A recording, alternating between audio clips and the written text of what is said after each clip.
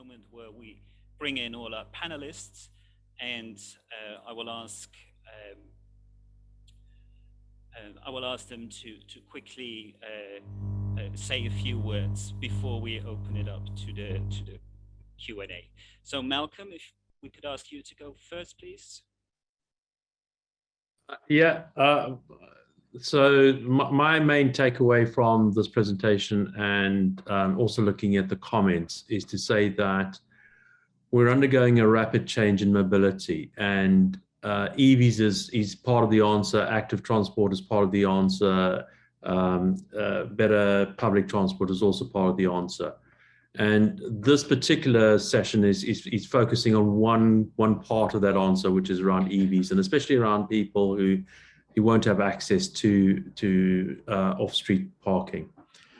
And I think the key takeaway that I want to bring forward is to say that, you know, our mobility system and our electrical system have been developing the last 70 years, and they've been fairly constant for the last 50 of those. And the next 20 years, we're going to have a rapid change. So we're going to have to explore all the various options that are available to us. And we're going to have to learn how to change the system so that it's equitable and useful for everybody. So I'm going to stop there. Thanks, Tim. Thank you, Malcolm. Let's move over to Paul, please.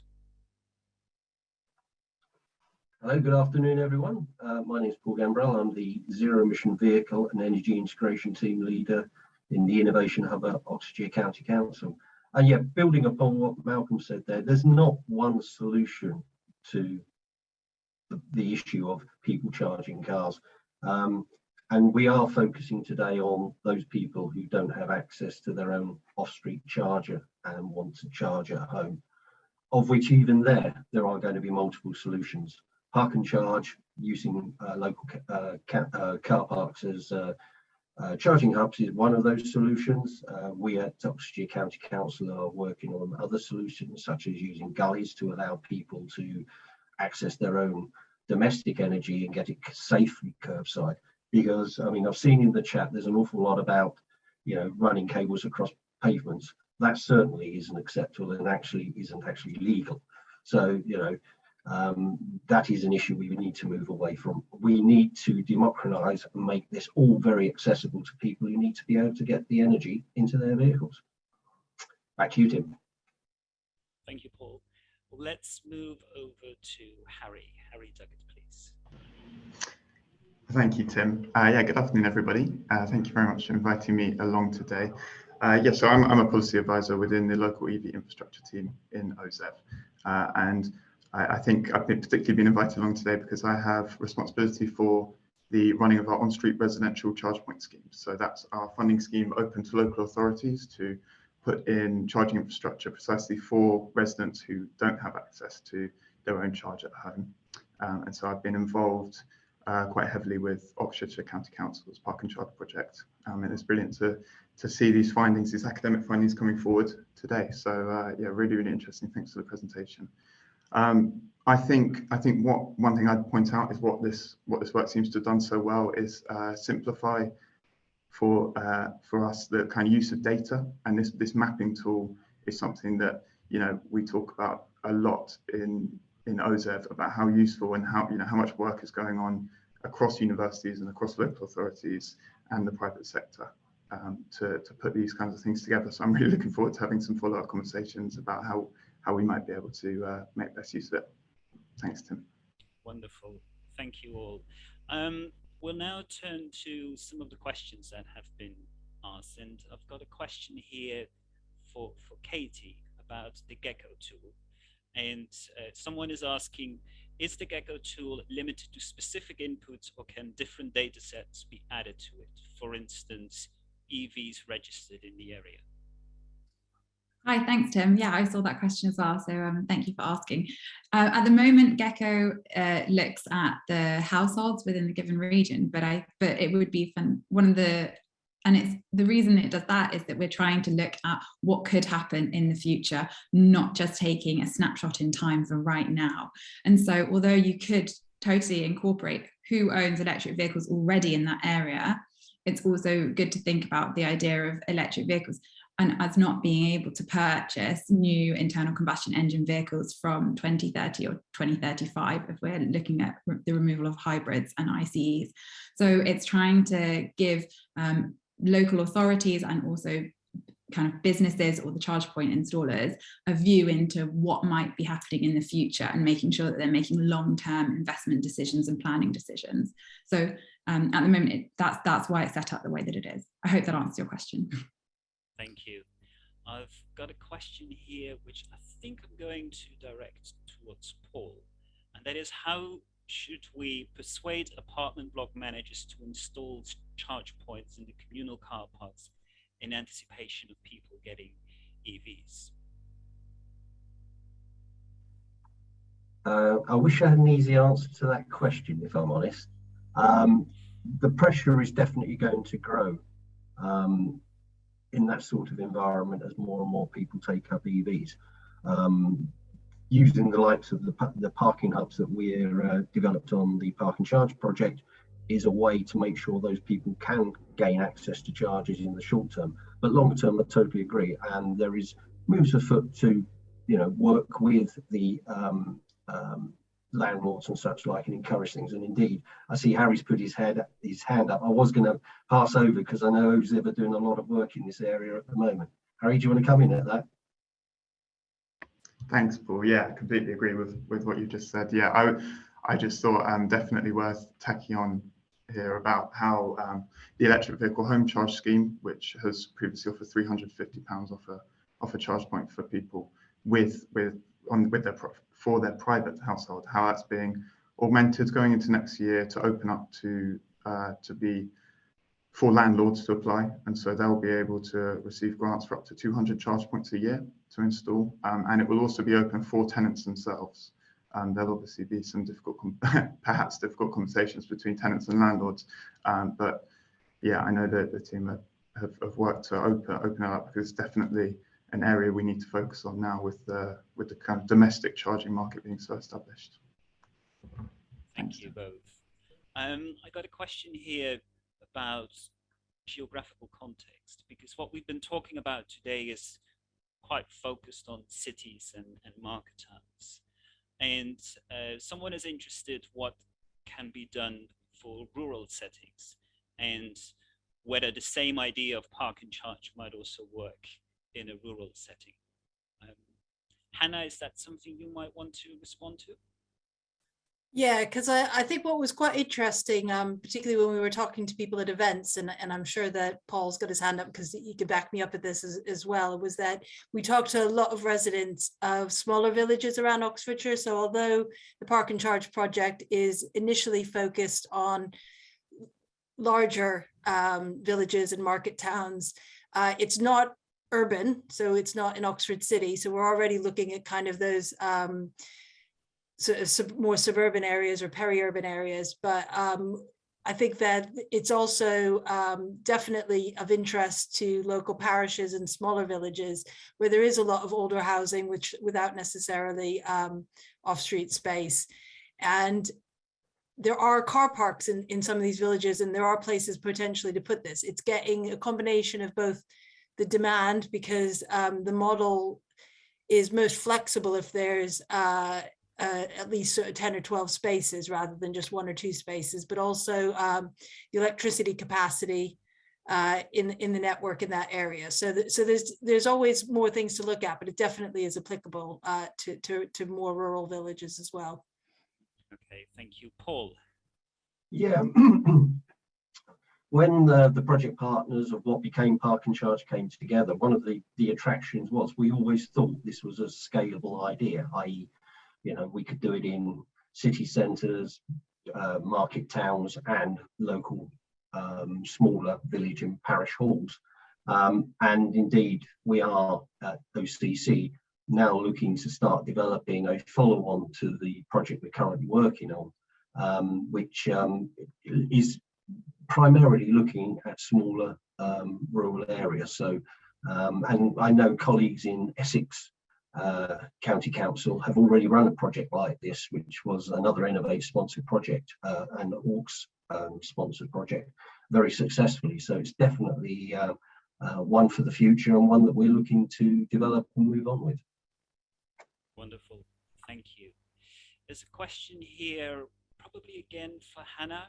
How do we ensure that on-street charging is on roads and not on pavements, taking away valuable space for pedestrians? Yeah, I mean, I think that in terms of the vehicle being on the pavement, I mean, this is why we found that actually in our preference survey, the people that tended to prefer the on-street charging were people that already had residence permit zones. So this is where parking is managed, where there's marked bays that people are supposed to be parking in, not necessarily across the pavement, although I do know that there are some residence zones that actually mark the bays onto the pavement, but that's a slightly different story. But yes, it basically, we recommend in our research supports that we shouldn't be putting on-street charging where there's not actually the space for it to block the pavement. And we actually have included road widths in the Gecko tool as well. So it might be more suitable on wider roads. The other aspect, of course, is whether the charging equipment is blocking the pavement, whether that be the cable or a charge point. And that's something, again, that we certainly wouldn't support. And that is why there's a lot more flexibility on offer in car parks. And there is legislation about sort of pavement clutter and regulations about pavement clutter, but it's kind of balancing that with where people are doing things informally. So as I think Paul said in answer to one of the questions written, lampposts are only suitable if they're adjacent to the curb, not if they're at the back of the pavement. If a cable does have to go across the pavement, there are ways to cover it or put it in a gully. So there are different options, but definitely not acceptable to clutter up the pavement. Thank you.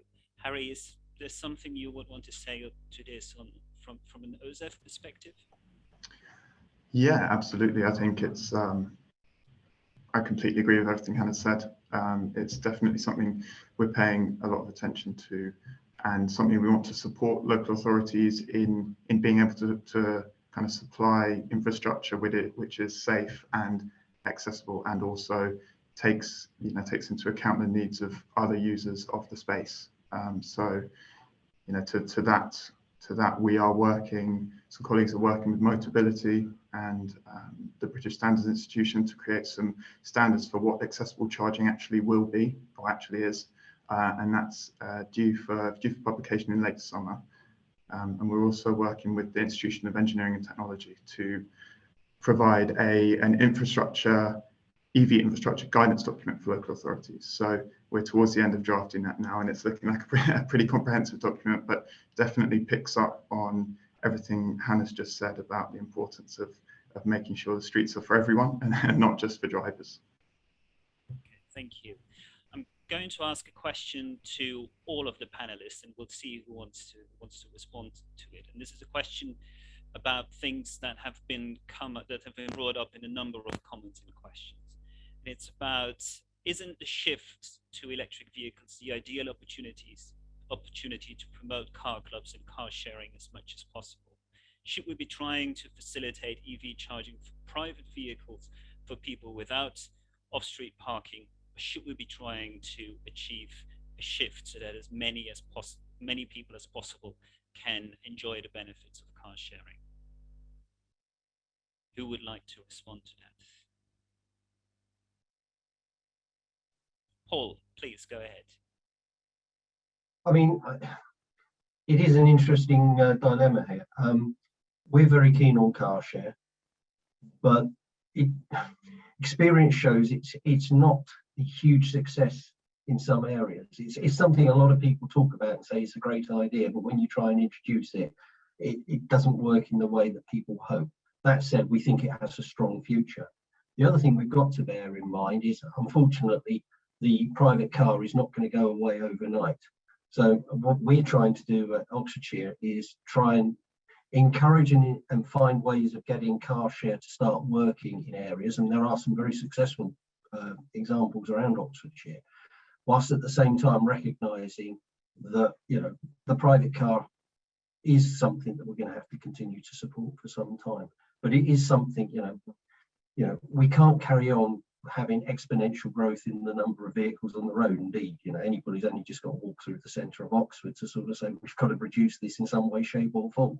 So we've got to find the clever ways of doing it, finding people to share vehicles as well. But that's a real challenge, and that's a longer term challenge than the immediate challenge of moving internal combustion engines from petrochemicals and going down the electric route, which is much, much cleaner and safer for all of us. Anyone else on the panel would like to respond? Malcolm. Yeah, thanks, Tim. This question is actually part of a wider question, which says, what mobility choices should we be choosing? What modalities of mobility should we be using? And it's not just car clubs, it's to say it's about active transport, walking and cycling. That's probably the top of the agenda. Actually, probably the top of the agenda is not traveling for silly reasons, but for actually valuable reasons. Is probably number one. Number two is to then have a look at what are the active modes of transport. And then you go down to, I would say the next one is to say, well, if you can't use an active mode of transport, can you use a publicly available transport? Because specifically, if you look at around congestion, is buses are far more efficient, in terms of using the road space than cars are. And once you've gone to that one, then you're going to say, okay, now we can look at EVs, and I'd rather have an EV around than an internal combustion engine. The challenge is that we don't live in an authoritarian state. And so therefore we have choice, and therefore people have to make that choice as we go forward. And this is where it becomes interesting, because that choice is also dependent on what's available. And so, as we improve the active transport infrastructure, so we get more players. As we improve the mobility space, so we get more players. If you go to the carpooling one, as we do that, the anecdotal evidence I have is that car ownership, the car clubs only work when most of the other mobility needs are covered by good active transport, by good public transport, and it's used for the occasional one which those two don't actually satisfy. And so you've got to think about it in that context. It's a really hard problem. I wish I could solve it. I wish I was a fairy godmother and I could wave my wand and we can solve the problem, but we can't. And so therefore we've got to look at the whole gambit. But it's a really good question. Thank you, Malcolm. Could I just say that I totally agree with what Malcolm's just said there. It is about the whole system shift and encouraging people to take up other forms, not just a car. And we will continue working with people like Malcolm to try and find those solutions.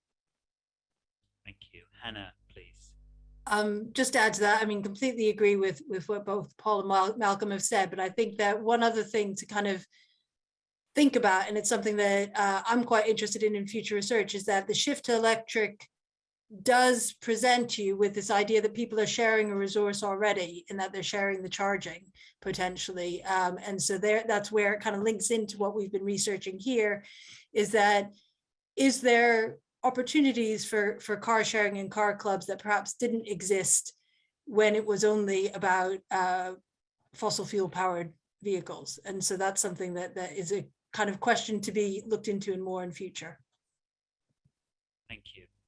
I've got a question here. It's very brief, and maybe Katie, you could sort of try and take this on. It goes like this: how do you choose the best car parks for park and charge? Yeah, thanks, Tim. I think this kind of comes down to the Gecko tool. And for park and charge, specifically, we're trying to understand how to meet the needs of residents who for whatever reason, as we've just gone through the hierarchy of transport needs, need or want or choose to own a private vehicle, and therefore will in the next 8 years have to purchase an electric vehicle if they want to own such a vehicle. So how do we meet their charging needs? And so from that, we're trying to understand the first step, which is what Gecko does, which is identifying the demand close by a car park for that charging. Now that works well for residents and also for charge point operators, and enables also enables us to shift and move up that S-curve in adoption. Otherwise, we'll be limited by charging, and people will feel, that they are being pushed between a rock and a hard place in choosing an electric vehicle. So we want to facilitate the adoption. So that is the first step. And then secondly, we need to understand the network capacity. So we understand where there's demand from people, and there's therefore going to be demand from energy use, but we also then need to understand how do we get that energy from the network to the cars, and making sure that it is possible to allow that connectivity. So that is really the next step in kind of the business model process that needs to be considered. Thank you. Question for Paula, I think. Someone's asking how the park and charge scheme interacts with the planning system. Well, fortunately, there is actually permitted development for most of the equipment that we're talking about in terms of electric vehicle chargers. In terms of where they've been placed, I think Katie's just sort of given a pretty good overview of how we went about deciding where to put them on the particular park and charge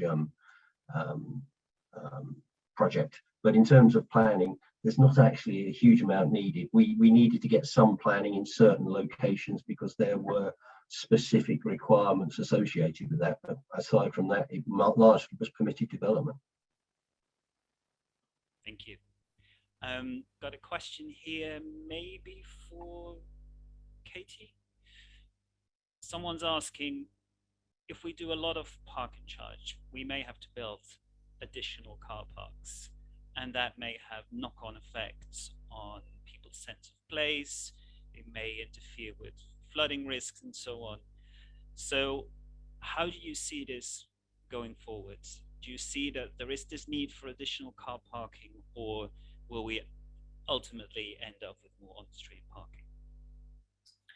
I think something that we need to remember is that when you switch to an electric vehicle, you do not need to charge every night. You don't need to charge every day. You need to charge your electric vehicle. Generally, the general public will need to charge their car once a week. And I think that's really important to say. It's not that everybody needs to be able to plug in every night and that they need to utilize a charge point that frequently. And therefore, I don't envision this being a big problem, especially if it's in conjunction with more efficient transport use, as we've been discussing, which hopefully will come out in the future as people see the benefits and the convenience of it. But I think for that reason, there are a lot of kind of parking spaces that we potentially don't consider at the moment. And if we kind of start being a little bit creative about where the charging points can be positioned, that includes workplace charging, on street, car parks, motorway, all of this kind of chocolate box of charge points, then hopefully we won't need to expand onto floodplains or kind of building new charging parts for that demand. Thank you. There's a number of questions about implications for the grid. So I'm going to direct this one to Malcolm. To what extent is the threat of overloading our electricity supply infrastructure present? Does the current supply network have the capacity for all the proposed charging point installations? So there's some good news and there's some bad news. The good news is that if you go and look at National Grid's future energy scenarios, they basically have taken this into account, and they completely recognize that this is an issue and they're working towards solving that. The slightly bad news is that if all vehicles were to charge in a very similar time frame, typically when people come home, then you may well find that there will be peaks in the system that will need significant extra peak generation to be able to manage those peaks. And unfortunately, it kind of coincides when the peak of electricity use is already. And we could be needing something like 20 to 30% more capacity in those time periods. The opportunity that we have is that if we charge a little bit smarter, and we say, actually, we can delay later into the evening and into the night, then the peak capacity required is very, very small. And actually, we're well within the, we don't need any more generation capacity to do that. It's within the capacity that we have already. And so the challenge is, how do we incentivize, regulate, cajole people to be able to select a smarter charging profile so that in 10 years' time, basically the system can cope with it really well. There is one really silver lining to all of this, and that is potentially electric vehicles could provide significant resilience to the network. A kind of rule of thumb is that by the time we get to 2035 or so, there'll be enough energy in people's electric vehicles to run the whole grid for about a day, day and a half. And that's significant. And that actually is, again, a potential to allow us to manage variable renewable generation a lot better. And so there's a potential upside. The challenge again is we don't have the systems in place to use that well. And just before people get worried, is that modern batteries can actually cope with those extra charging cycles with almost no penalty. It's this calendar life which is more dominating in terms of their degradation rather than the cycles they go through. So I hope that answers the question, Tim. Thank you, Malcolm. Continuing on this theme, there's a question about the potential for solar panels located on poles or lampposts. I'm not sure whether Katie or Malcolm or possibly Harry want to speak to this. What's the potential, and are people actively experimenting in this space? I'm going to nominate Harry to start off with. Well, I can give you a kind of a few words. I mean, it's definitely, you know, Park and Charge has also been partly funded. Yeah, OZEV have a big interest in research and development, and particularly around on-street or local charging solutions for those without off-street parking. So it's definitely something we'd have interest in, and I'm sure we have a number of projects looking at things like this right now. I mean, it's closer to me. We're looking at how going forward we can use our funds to support more innovative solutions, exactly like the ones you've just proposed, and things like battery storage. In fact, you know, I kind of thought about some questions I might like to ask the team today, and that's kind of was particularly thinking around, you know, Oxford and Oxford County Council's thoughts on how energy storage might be involved in any future projects, such, you know, the Park and Charge part 2, part 3. So yeah, I think we appreciate that we need to be flexible with the grid going forward, and with the amount of charge points which we're expecting we're going to need over the next decade and into the future. So it's definitely in our thinking about providing support for local authorities and industry that want to introduce these innovative solutions. Thank you, Malcolm. So Tim, so looking particularly around the solar panel side of things, is basically it's a really good idea. And I know a number of countries where this is going forward, and a number of projects where this is taken on.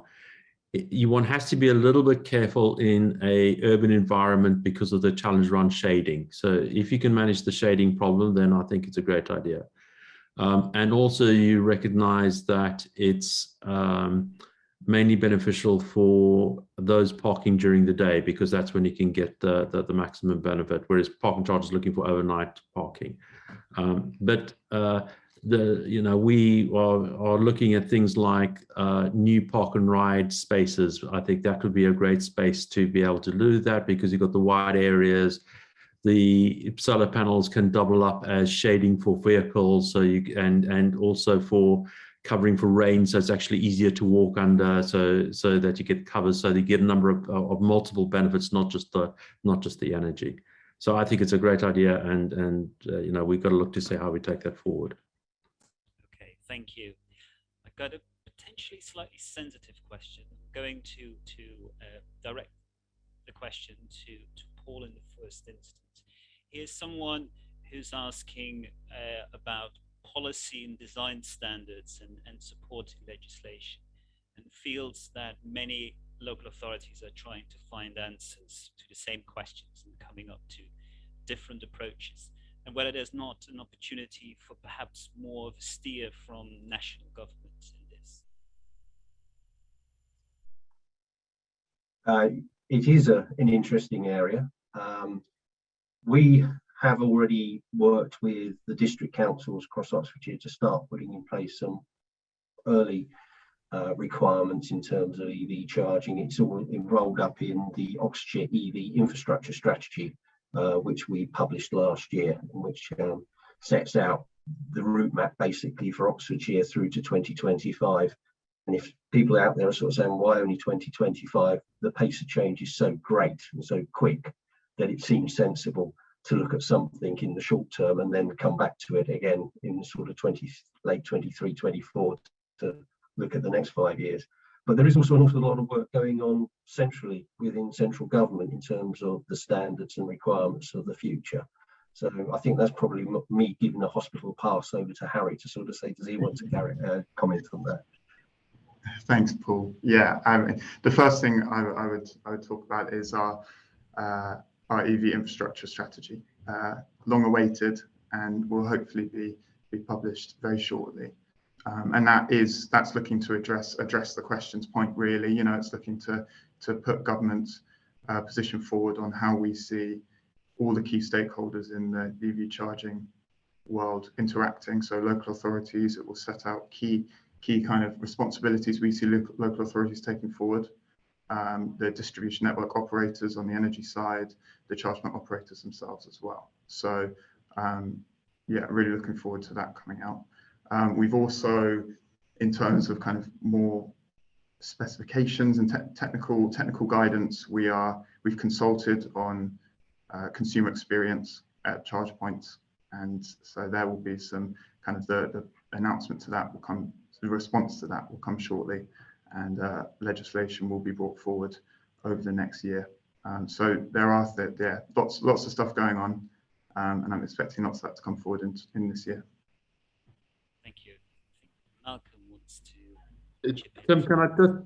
Yeah, I just want to mention one thing which I think is important, is that Paul mentioned the word strategy, and normally national government doesn't do it well, but I have to say that you know, OZEV, you know, Office for Zero Emissions Vehicles, used to be Office for Low Emission Vehicles, was the one piece that really worked well because they work across multiple departments.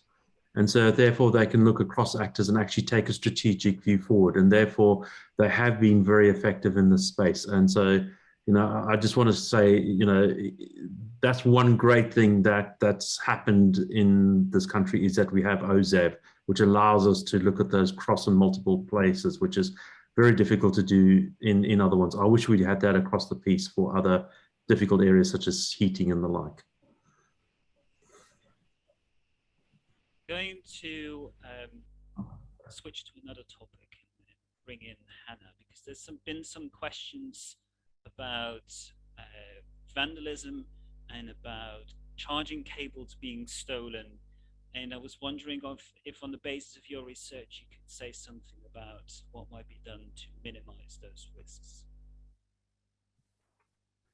Well, I think that it's quite interesting, kind of our research in terms of our national survey versus our more local research in Oxfordshire, because nationally, there was definitely a lot of concerns about safety and security coming out, and a desire for CCTV, which was one of the options that we gave in our stated choice, and for having that sort of ability to know that the vehicle would be secure. There are also other things within the technology. So for example, the charge points that are being installed automatically lock the cable into the vehicle, so it can't be taken out or stolen, and things like that. So there's technological solutions as well. But what was quite interesting in the qualitative research was that when we talk to people in car parks where park and charge might be going, people were saying, no, actually, I do feel safe in this car park. And that's where it was the kind of due diligence by Paul and his colleagues, and also, you know, by the team as a whole, thinking about where are these local communities feeling that they are in a safe place, and that, you know, things like crime stats were looked at, you know, how overlooked, and whether these were in sort of, you know, a lot of the car parks are in mixed use areas where there's a lot going on and a lot of activity, which obviously makes people feel safer as well. One car park, we talked to someone who doesn't have an electric car, but actually uses the car park anyway overnight occasionally when she has visitors and wants to give her allocated space on the estate to someone else. So again, it's kind of thinking about what's the local situation. And I think that's really important, and that it's not going to be anything goes, anywhere is going to be fine. It actually does require some local knowledge and talking to people that live there. Thank you, Hannah. Question about inductive charging and the opportunities in that space, and whether this is being considered at all at sort of for local residential based charging. Paul, is this something you might be able to speak to, what Oxfordshire County is doing in this space? I can say, I mean, again, it might be one for Harry to add to, but I mean, there's a lot of OZEV stroke Innovate UK sponsored projects looking at the subject of inductive charging. The issue for us at the moment is there is no agreed standard for inductive charging. So what would we put in? The trials that are going on, the projects that are being done are using people, you know, a particular group of people to try out the equipment. There is, you know, in certain instances, there is quite a big case for inductive charging. And things like taxis immediately sort of strike you as, you know, taxis along a rank, and they can get what's generally known as a semi-dynamic charge by just moving along the rank and charging up as they go. Makes a lot of sense. And then, you know, there were the things like a disabled person, the ability for them to be able to inductive charge, great, you know, take away that whole thing about having to plug in and out and all the rest of it. I think there is an issue about, you know, will local authorities, where they have put charges in, start digging up underneath the tarmac to put induction in later? There's a question there, because, you know, there's an expense involved in it. But again, if there's a private operator involved, then it may be that it's the appropriate thing to do. But the big thing at the moment is we don't have a standard to work to. So how can we do that? Harry, do you want to comment on any of the projects you've got going on? Yeah, I mean, there's not much more to add there, Paul. I thought you captured that perfectly, particularly the benefits and you know, the target groups where this will be useful. And talking about public transport for buses, I mean, that's another user group where it could be potentially really, really helpful. I'm aware of a project in Coventry right now that Coventry and Senex are partnered together, and they're looking at how inductive charging might work going forward. And I think, yeah, with sites on kind of understanding what kind of standards we'd need, what kind of regulations might be needed around it. And I know a charge point operator, particularly that I speak to, who are very interested in its benefits for those with mobility issues or accessibility needs. So yeah, it's definitely one to keep an eye on. And again, you know, OZEV will be, through our funding schemes, we like to promote innovation, and if a case is made for you know, this kind of charging being brought in for residents without off-street parking, we'd definitely be happy to consider it. Thank you, Harry. There's a question here about the potential of using driveways, and I was wondering if OZEV is sponsoring any schemes that look at systematic use of empty driveways during the day, where people can basically book a spot and charge their vehicle. Yeah, good question. It's not something we are sponsoring, but it's something we're definitely very supportive of. You know, we've spoken to a number of organisations that are promoting this solution, and it just makes sense. You know, going back to the point about whether we'll need to increase the number of car parks, well, these driveways are there already, and if we can, and you know, there are many other benefits. You know, kind of community sense of charging it would be enhanced. You know, people. Yeah, I think it's definitely something that we'd love to support, and you know, I think we'll have positive words about this as a type of solution in the infrastructure strategy going forward. Thank you, Hannah. Just a couple things to add to that is we did actually speak to a few people who live in areas where a lot of their neighbors don't have off-street parking that currently share their driveways. So I think that, and there's, you know, peer-to-peer car sharing platforms out there that you could see being extended to sharing charging or charging as well as the vehicle. There's actually quite a lot of electric vehicles that get put on the peer-to-peer car sharing as well.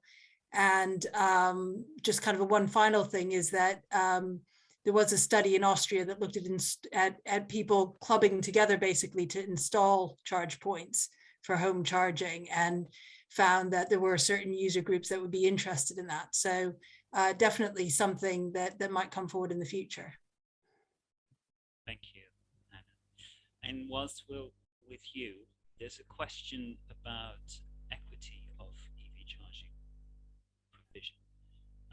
And how would you propose to address the equity of provision, given all the barriers people are facing? Yeah, I mean, it is a really difficult thing, and something that we were trying to start doing with this project is actually finding out what people who might not be in, who might have these barriers want and need to address them. So what kind of services they want. It doesn't necessarily address the affordability issue, which, as Catherine mentioned, is there's a higher VAT on electricity if it's in a public charging versus private charging. So that's something that obviously our research and local governments can't address themselves, might need to be addressed elsewhere. There's also the affordability issue of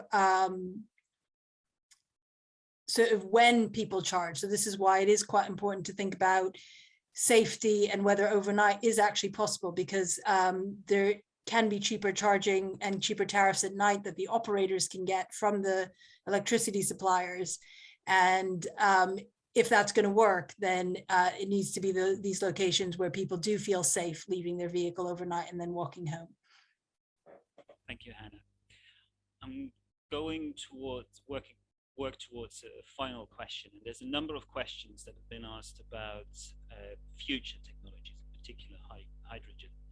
So Katie, perhaps a question for you to start with. Is there a danger of the significant investment in EV charging infrastructure ultimately being trumped by novel technologies, including hydrogen, that will render the sunk investments redundant?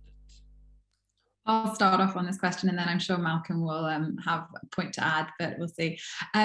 So when it comes to electric cars and kind of smaller vehicles, really the technology for electric is far down the learning cost curve, and it's going to be very hard for hydrogen as a fuel to catch up with it for smaller vehicles. So for those, I would say that's unlikely to happen. For the kind of cars that we drive, and perhaps even the 3.5 ton vehicles that you'd see around, small delivery trucks that you'd see around, they're very likely to be electric, and I think the risk is minimal that hydrogen would be able to compete. When it comes to larger vehicles such as heavy goods vehicles and trucks, there's a question mark there as to whether they will be electric or whether they will be hydrogen.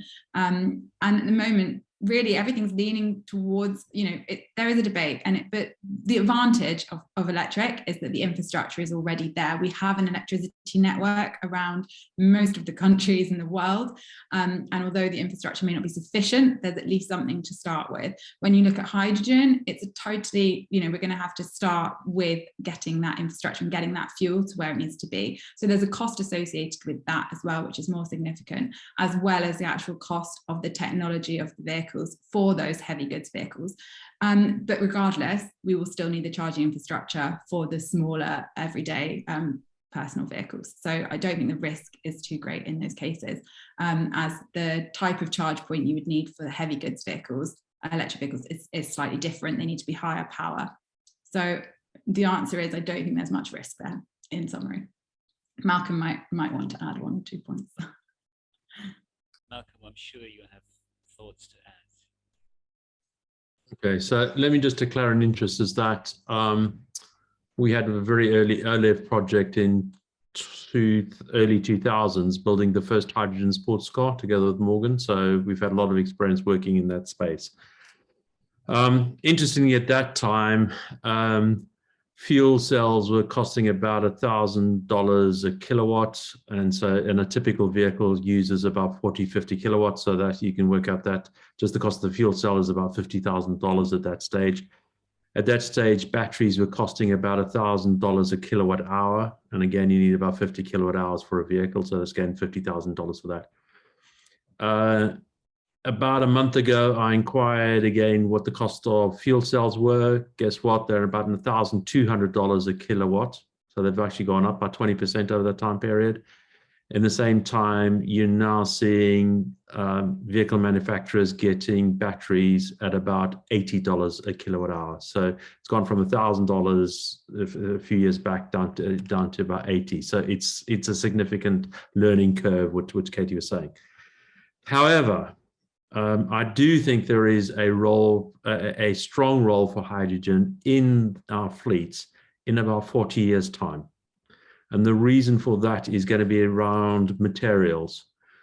Because by the time we get to 30, 40 years' time, energy will be a lot cheaper than it is today because it's mainly going to be around renewables. And the pricey bit is going to be materials rather than energy. And when we get to that space, I think hydrogen has a role, but it's a long time down the road. I wish it was quicker because I cut my teeth in hydrogen before I did it on battery vehicles, but I do think there's a problem. So I think we're safe for this generation at least. Thank you.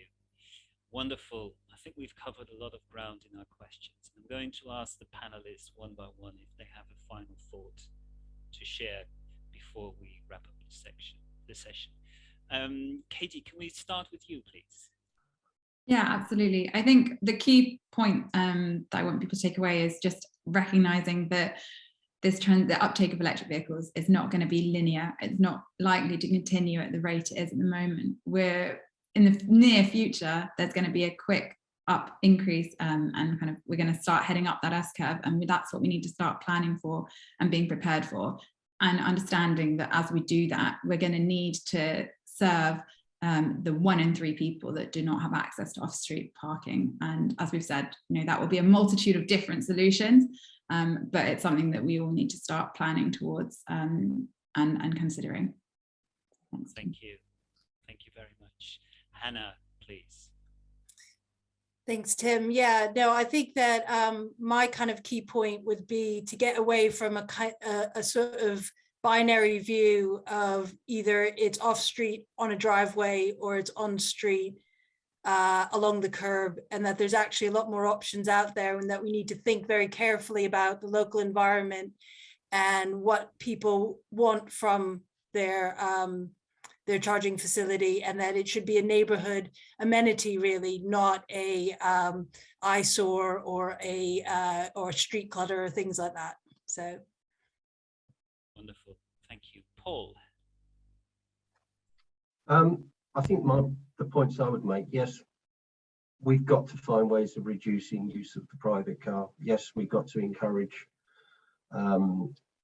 public transport and active travel, and we've got to do all of that. But the car is not going to go away anytime soon. We've got to decarbonise. Electric vehicles is not an option. It's got to happen. It's the only solution we have to decarbonise transport. So yes, there's a lot of challenges and issues we've still got to resolve, but we've all got to work together and find those solutions and those the way that we're going to live as a society in the future, and we just got to get on with it because it's now, not in the future. Thank you, Paul. Can we move on to Harry, please? Yeah, thank you, Tim. Yeah, I think everyone that's gone before me has wrapped the session up really nicely. I think you know, and an additional point from me is just the focus on an inclusive transition and making sure it's equitable. And I think I'm quite privileged in my job every day to be interacting with local authorities that are making sure that is happening. You know, all the way down to parish councils, we're having conversations about that, and it's just really, really encouraging. So yeah, final point from me. Thank you. Malcolm. So my takeaway from this is just to stand back a little bit and to recognize that we're reshaping our society to live a lot better with the planet. And with Harry's input is absolutely to say, how do we live a lot better with ourselves to make it much more equitable? And, you know, sometimes I go, oh, insert many expletives of your favorite kind here. This is a hard problem. But there are fantastic people, as you're seeing in the team here, as I see in the chat, that are wrestling with this problem. And that gives me hope to say, actually, we can get there, but we need to be smart, we need to be thinking, we need to be collaborative, and we'll get there. Thank you. That's a really nice point to close this session. I want to thank our speakers for their wonderful contributions and their wisdom. But I also want to very much thank you as audience for your engagement, for the wonderful comments in the chat and the questions that we've had. Really inspiring to see, and it's been wonderful to have so many of you here today. I appreciate that this is a topic that has a lot of interest from many different people. If you want to know more, not just about electrification, electric vehicles, but also other technologies and how they are being taken up in transport and changing cities, then I would want to draw your attention to an executive education program that we run at the Transport Studies Unit called Global Challenges in Transport. And we have a course coming up on smart technologies that is kicking off the 28th of February. It's an online course over 6 weeks. We're still accepting people, so do visit our website. We will include some information in the emails we send out later today or tomorrow, and we will welcome you for that course as well. For now, thank you all very much again. Special thanks to our panelists once more, and goodbye for now. Thank you.